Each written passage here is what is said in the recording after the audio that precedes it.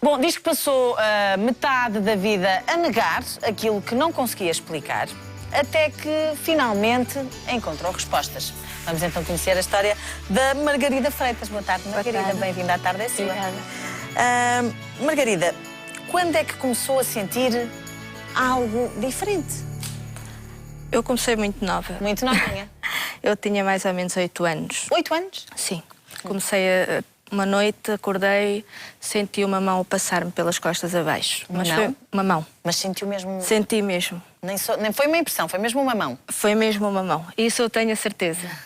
Eu lembro-me de começar aos gritos, a chamar pela minha mãe, a dizer-lhe o que se tinha passado e ela dizer-me para mim, não, isso é impressão tua, estavas a dormir, foi um pesadelo, mas não. Eu ainda hoje consigo sentir aquela sensação, foi mesmo muito física. A partir daí, às vezes era um sopro, uma respiração, sentir uma presença ali perto, sentia às vezes como se estivesse a ser constantemente observada, uma observação muito persistente. Mesmo às vezes a mexerem-me. Mas nunca chegou a ver nada? Era só essa sensação? Sim, às vezes uma sombra, mas nada assim muito concreto. Muito concreto. Sentia presença de algo, mas sim, não ia para além disso? Não. E decidiu contar à família, aos amigos? Eu contei à minha mãe. Como ela não acreditou, a partir daí eu sentia, mas não contava a ninguém. Guardou sempre? Sim. Si. Mas não deve ser fácil viver assim sem partilhar. Não, é um pouquinho difícil porque nós às vezes sentimos-nos completamente estranhos e às vezes quando começamos a abordar esse tema, mais ninguém sente, mais ninguém viu, mais ninguém... Acabamos por achar que nós é que somos maluquinhos ou que temos alguma situação completamente diferente. E as coisas foram-se mantendo ou os episódios foram acontecendo com maior frequência ou não? É assim, durante a adolescência foram acontecendo, alguns eu fui ignorando, outros fui esquecendo, outros fui passando para trás. Até porque não entendia muito bem o que era, não é? Sim. Entretanto, depois casei, quando tive o meu filho mais velho, aí sim. Foi um período bastante ativo. Com ele, ele chorava de noite e de dia. De noite e de dia. Às vezes ele começava a chorar, eu tirava-o de casa, ele adormecia, ia ao hospital. Quando lá chegava, dizia o meu médico: oh mãe, é o primeiro filho. Mas o que é certo é que quando eu chegava à casa... Ele era mesmo muito bebê? Era. Que tinha que idade? Meses? Aliás, ele desde que nasceu. Desde que nasceu? Desde recém-nascido? Até os meses? Os primeiros 2 anos. Os primeiros 2 anos? 2 anos. Ele chorava imenso. Mesmo muito, noite e dia. E não havia razão aparente? Não tinha? Não, eu ia com ela, não, escólicos? porque eu ia com ela ao médico e o médico dizia-me: a criança não tem nada, a criança... E estava, às vezes eu chegava ao hospital, até eu já tinha vergonha, porque ele chegava lá a dormir perfeitamente. Com sono... Em casa é que ele não estava bem, é isso? Não. Assim que ele entrasse à porta de casa, mesmo quando regressávamos do hospital, ele começava a chorar, chorava a noite toda, se fosse preciso. E principalmente ele focava alguns pontos da casa, alguns sítios, e então aí ele desatava a chorar, chorava. E foi assim até aos 2 anos? Foi assim até aos 2 anos. Mas, por exemplo, aos 2 anos ele não estabilizou um tentava pouco. explicar, tentava perceber. A partir daí ele... alguma coisa, depois com 2 anos já vão comunicando um bocadinho. Pronto, depois entretanto nós mudámos de casa, mudámos de terra, mas as coisas continuaram, tanto que ele muitas das vezes dizia-me que via coisas a sair da parede, que ouvia vozes, que via vultos, e foi sempre assim. E que explicações é que a Margarida encontrava para isto? É assim, naquela altura? Eu nem queria acreditar e muito pelo contrário, assim, eu nem queria... Aquilo que eu estava a vivenciar, para mim era para esquecer completamente. Só que como as coisas eram tão persistentes e aconteciam tanta vez, houve necessidade de ver o que é que se passava, porque já começava a ser... E, por exemplo, o seu marido, ele apercebia-se disso, também lhe fazia perguntas, sentiu que algo não estava diferente, ou de todo? Assim, meu marido inicialmente não acreditava em nada disto e para ele tudo isto era uma novidade. Mas como os acontecimentos foram sempre vivenciados a 2... Além do choro, acontecia mais alguma coisa? Com 15 dias... mais coisa, menos coisa, eu achei muita piada na altura porque nem sequer liguei uma coisa à outra. Eu deitava sempre o meu filho numa determinada posição, com tipo um travesseiro por trás, e ele foi acordar não, ele estava deitado quando eu fui ver, ao cimo da cama, completamente atravessado. Eu achei muita graça, disse ao meu marido, olha, o miúdo já se virou. Claro que não se virou, porque não há criança nenhuma com 15 dias, isso não é possível. Eles nem sequer virar de costas, quanto mais virar de posição. Só que eu olhei para aquilo, achei aquilo, pronto, foi uma gracinha da criança e não... Sim, não ligou. Não liguei. E depois? Pronto, entretanto eu tinha a avó de uma colega minha, ela era médium, e como isto se ia repetindo e repetindo e repetindo... O bebê continua a atravessar-se na cama? Não, os choros, Ah. aquelas situações todas. Mas barulhos, alguma coisa mais estranha, não ouvia? Sim. Ouvia também? Sim. De que género? Só para tentarmos perceber. Pronto, havia, por exemplo, pancadas na porta. Eu depois, posteriormente, mas isso já mais tarde, e aí já foi quando eu tomei outra decisão. Eu, quando me deitava, quando estava tudo mais calmo, nós ouvíamos no sótão que não tinha nada, não tinha ninguém, não havia maneira de ser possível. Era como se sentíssemos berlindes a cair. Mas isto assim, muito, muito tempo. Era como se caísse um berlinde, rolava. Caía outro, rolava. Caía outro, rolava. Aí sim, eu comecei a sentir algum medo. E nessa altura, por exemplo, não tinha ainda contacto, tinha tido contacto com a mediunidade, a capacidade. Para mim isso nem era uma situação Uma questão.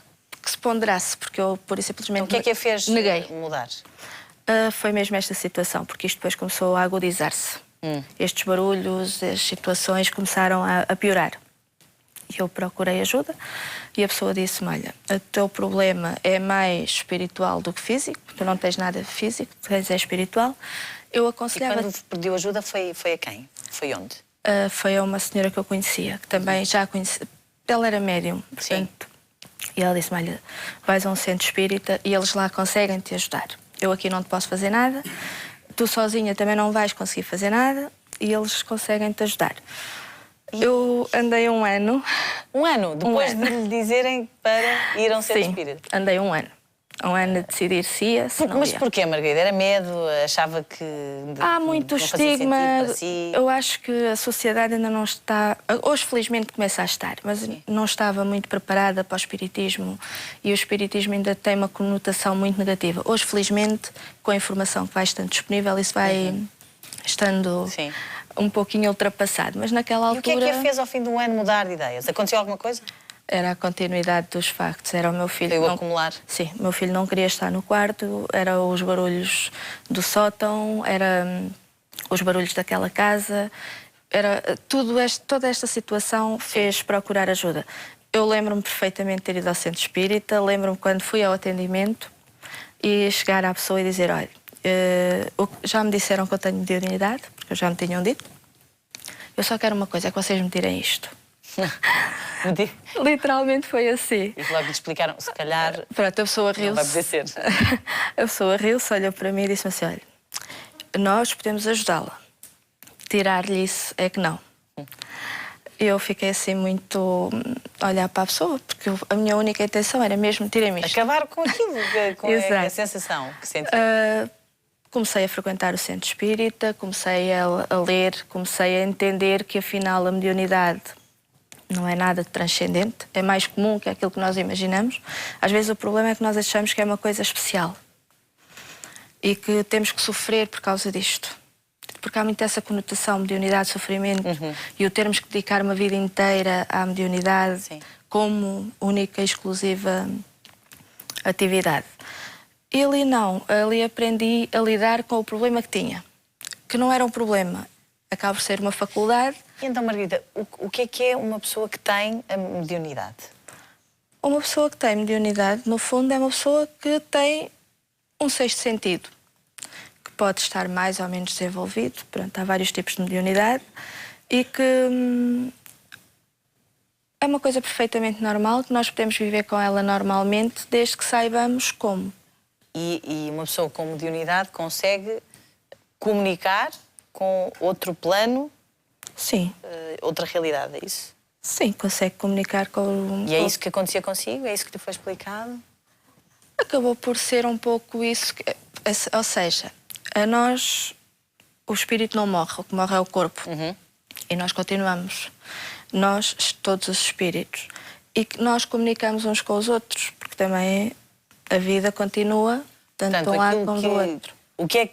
A que conclusões chegou em relação ao choro constante do seu filho, aos barulhos que ouvia? Conseguiu perceber depois, mais tarde, o que seria? Porquê é que aconteceu? Sim, eu soube porque, pronto, muitas das vezes eram entidades que se aproximavam dele e como provavelmente ele também não sabia o que é que estava a ver, chorava. É a única manifestação que as crianças acabam por ter e ele chorava por essa situação. E os barulhos? Os barulhos eram formas que eles tinham também de nos chamar a atenção, nós estamos aqui.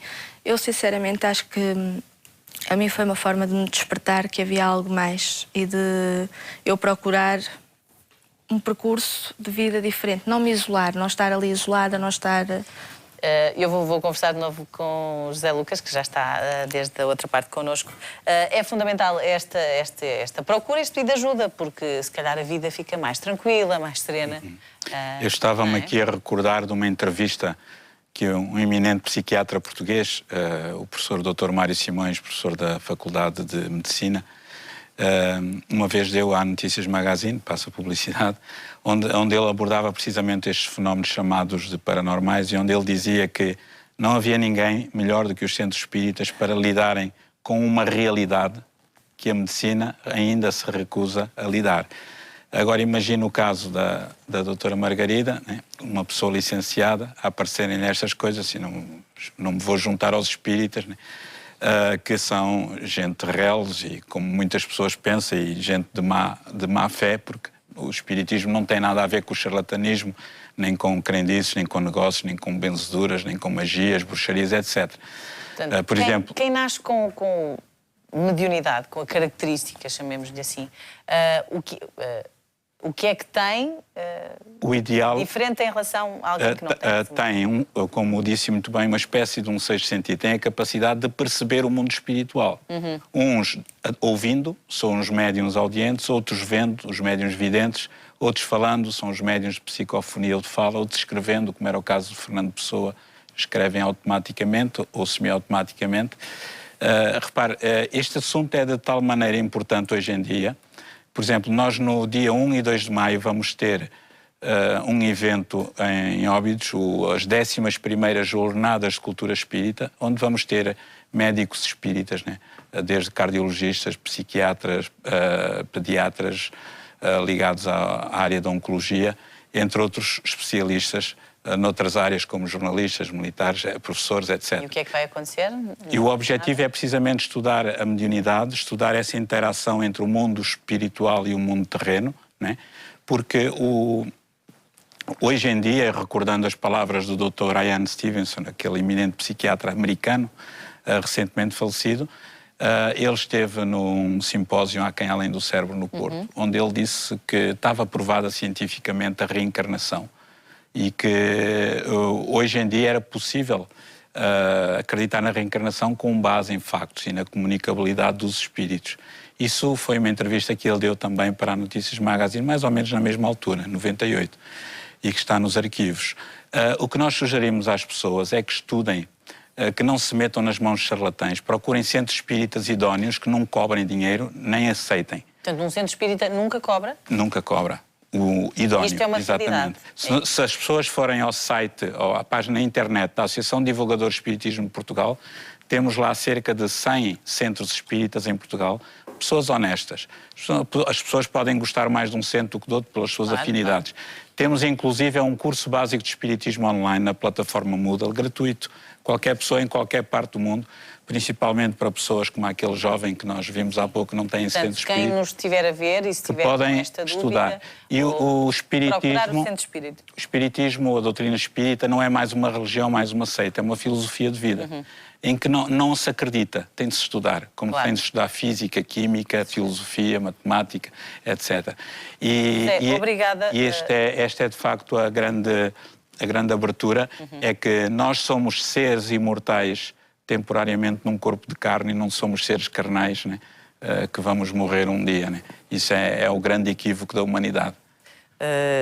Obrigada, José. Ficam aqui os seus conselhos para, por exemplo, quem nos puder estar a ver e esteja na dúvida como durante quase um ano aqui a Margarida teve até procurar um centro espírita. Margarida, a Margarida diz que é uma médium consciente, não é? Sim. O que é que isso quer dizer? Eu tenho a noção do que é que o espírito está a transmitir. Ou seja, eu naquela altura, é como se eu captasse a ideia do espírito e a transmitisse, mas tenho a consciência do que se está a passar. Porque há pessoas que não têm consciência, é como se estivessem completamente inconscientes e depois, quando regressam à realidade, não sabem sequer o que aconteceu. Sim. Mas que também são médiums. Sim, sim. Portanto, há essa diferença na mediunidade. Entre muitas outras. Entre muitas outras, não é? Exato. Os que veem, os que ouvem. Os que veem, os que ouvem, os que escrevem. Agora, como é que a sua vida é mais tranquila? Agora que já percebe o que se passa? Sim, porque eu acho que o problema é quando nós achamos que nós somos diferentes de todas as pessoas que nos rodeiam. E quando as pessoas que nos rodeiam também não percebem que nós não somos diferentes, somos iguais. Apenas temos uma característica diferente que algumas pessoas nem se apercebem que a têm. Mas que também têm, porque depois às vezes naquelas conversas banais nós acabamos por perceber... a mim um dia aconteceu isto. Exatamente, que também já aconteceu isto, já aconteceu aquilo. Margarida, mas há aqui se calhar muita gente está a perguntar, depois de ter lidado com a realidade, com essa característica, e ter, enfim, aceitar o que estava a passar, os fenómenos, enfim, continuaram, acalmaram, continuaram. Continuam, só que nós já não lhe damos aquela importância que Porque já não têm receio. Exatamente, já não lhe damos muito... Mas continuam os barulhos Sim, as presenças? Mas eu costumo dizer, eu agora mudei para um apartamento e costumo dizer, barulho que seja barulho é sempre do meu vizinho, seja lá ele de onde for. Já não é... Não, pronto, nós agora... Hoje em dia eu acabo por brincar um pouco com a situação. Se calhar aquilo que me assustava há uns tempos atrás, hoje já lido com alguma naturalidade e já não tenho aquele medo, aquela fobia. E acabamos por ter uma vida perfeitamente normal, sem estar com receio disto, daquilo. Sabemos que a vida continua, que há esta comunicação no fundo, entre estes dois mundos e que é perfeitamente normal. Ou seja, somos pessoas normais. Nem mais, nem mais. Exatamente. E é com estas palavras que terminamos. Obrigada, obrigada.